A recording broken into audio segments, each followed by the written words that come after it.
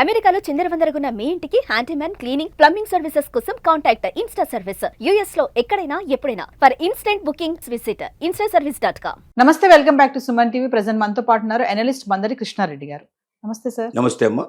Sir, Trump యొక్క మరి అరాచకం అనుకోవాలా, డెసిషన్స్ అనుకోవాలో తెలియదు కానీ వీసా విధానంలో కానీ స్టూడెంట్ విధానంలో కానీ చాలా కూడా డెసిషన్స్ వస్తూనే ఉన్నాయి. మరి ఈ క్రమంలో చాలా మంది ఏంటంటే యుఎస్ఏకి పక్కన పెడితే దుబాయ్ వెళ్ళి సెటిల్ అయిపోవాలని చూస్తున్నారు. దుబాయ్ కానీ సింగపూర్ కానీ, అంటే అక్కడ కొంచెం ఫెసిలిటీస్ కానీ ఇవన్నీ కూడా బాగున్నాయండి. ఇంకా చూస్తే ఎన్ఆర్ఐలు కూడా ఇక్కడ నుంచి అక్కడికి వెళ్ళి సెటిల్ అవ్వాలనుకుంటున్నారు. ఒక్కసారి ఎందుకు అంటారు దుబాయ్ వర్సెస్ అమెరికా అంటే ఏం చెప్తారు? ట్రంప్ రెండోసారి వచ్చిన తర్వాత చాలా కఠినమైన నిబంధనలు పెట్టడం, ముఖ్యంగా వలసదారులకి, ఇతర దేశాల నుంచి వచ్చి అక్కడ స్థిరపడేటువంటి వాళ్ళకి కఠినమైన నిబంధనలు పెట్టడం వల్ల చాలా మంది అక్కడ ఉండలేని పరిస్థితులు ఏర్పడ్డాయి. స్టూడెంట్స్కి అయితే బయట ఉద్యోగాలు చేసే అవకాశాలు లేవు, యూనివర్సిటీ ఉద్యోగాలు మాత్రమే చేయాలి. అవి చాలా లిమిటెడ్గా ఉంటాయి. ఓన్లీ 3% to 5% పీపుల్ మాత్రమే ఉద్యోగాలు దొరుకుతాయి. 95% ఉద్యోగాలు దొరకవు. బయట ఉద్యోగాలు చేస్తే వెంటనే వాళ్ళ వీసా రద్దు చేసేసి వాళ్ళని వెనక్కి పంపించేస్తున్నాడు.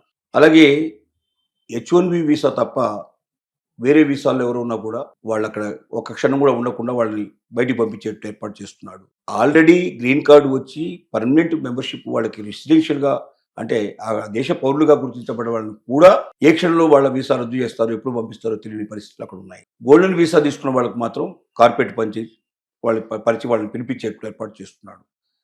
మేధావులు మాత్రం ఈ దేశంలో ఉండండి, మా దేశంలో డబ్బు సంపాదించి మీ దేశానికి తీసుకెళ్ళడం కాదు, మీ దేశం డబ్బు తీసుకొచ్చి మా దేశంలో పెట్టే వాళ్ళు కావాలి మాకు, లేదా మా దేశంలో డబ్బు సృష్టించేటువంటి వాళ్ళు కావాలి తప్ప ఈ దేశం డబ్బుని ఇతర దేశాలకు తరలించే వాళ్ళు మాకు అక్కర్లేదని తెగించి చెప్పేస్తుంది. ఎప్పుడో ఒకసారి ఊడిపోతుందేమో నా ఉద్యోగం అనే భయం కూడా చాలా మందికి ఉంది. అమెరికాలో ట్రంప్ వల్ల ఉద్యోగం ఊడిపోయేదానికన్నా మనం ముందు జాగ్రత్త పడి ఇంకా 2 సంవత్సరాలు ఇంకా ఉద్యోగం ఉన్నా కూడా, ఇంకా H1B వీసా అవకాశం ఉన్నా కూడా వాటిని వదిలిపెట్టేసేసి ఎక్కువ భాగం దుబాయ్కి వచ్చే ప్రయత్నం చేస్తూ ఉన్నారు. కొంతమంది సింగపూర్ కూడా వెళ్ళి ట్రై చేస్తూ ఉన్నారు, వెళ్తున్నారు, వెళ్ళి స్థిరపడుతున్నారు ఆల్రెడీ.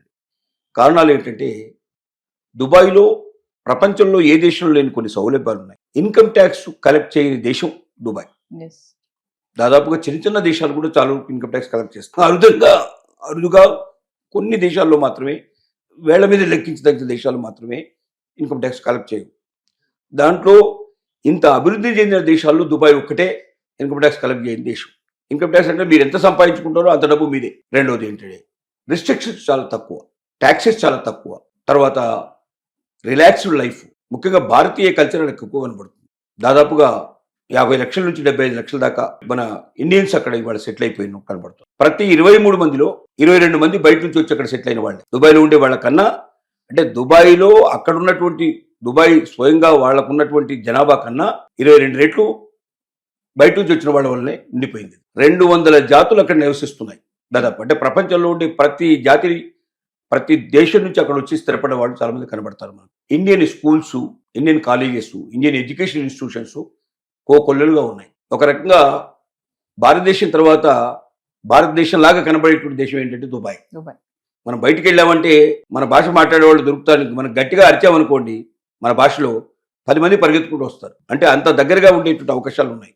అంత ఎక్కువ మంది ఒకే భాష, తెలుగు వాళ్ళు ఉన్నారు, హిందీ వాళ్ళు ఉన్నారు, ఇండియన్స్ అంతా మ్యాక్సిమంగా అక్కడ సెటిల్ అయి ఉన్నారు. ఇన్వెస్ట్మెంట్ చేసుకుంటే కూడా అక్కడ ఖచ్చితంగా మన డబ్బు మనకు వస్తుందని ఒక నమ్మకం, విశ్వాసం మనకు ఉన్నాయి. మీరు కేరళ వాళ్ళు, అక్కడ సూపర్ బజార్లు మొత్తం నడిపేది కేరళ వాళ్ళే.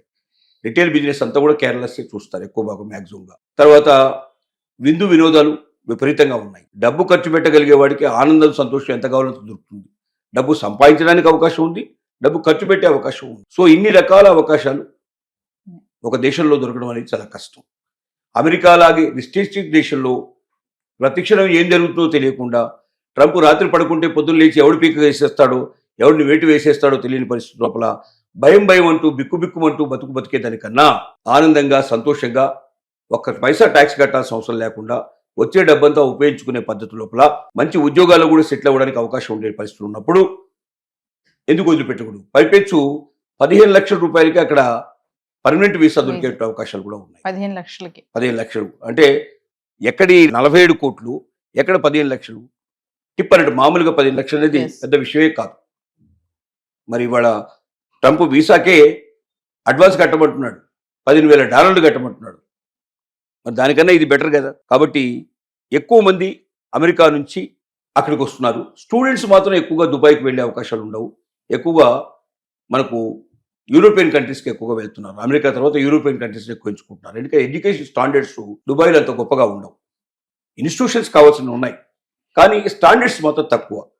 కాబట్టి స్టూడెంట్స్ కన్నా ఎక్కువగా ఏంటంటే ఉద్యోగం కోరుకున్న వాళ్ళు, ఫ్రీడమ్ స్వాతంత్రత కోరుకున్న వాళ్ళు, అమెరికన్ విధానాలు విసిగిపోయిన వాళ్ళు, ట్రంప్ యొక్క చేష్టలకి బాగా బాధపడుతున్న వాళ్ళు చాలామంది ఇంకా 1-2 సంవత్సరాలు మనకు తనకు ఉద్యోగ అవకాశాలు ఉన్నప్పటికీ ఆల్రెడీ ఉన్న ఉద్యోగంలో ఉన్నవాళ్ళు, వ్యాపారంలో ఉన్నవాళ్ళు కూడా అక్కడి నుంచి వదిలేసి మెల్లమెల్లగా దుబాయ్కి ఎక్కువ మంది వస్తున్నారు. సార్ అంటే ఫైనల్ గా చూసుకుంటే ఇప్పుడు మన ఇండియన్స్ అందరూ కూడా దుబాయ్ క్యూ కడుతున్నారని అనుకోవచ్చు అంటారా? క్యూ కడుతున్నారని చెప్పకపోయినా అమెరికా తర్వాత నెక్స్ట్ ఎంచుకుంటున్నటువంటి దేశం మాత్రం దుబాయ్.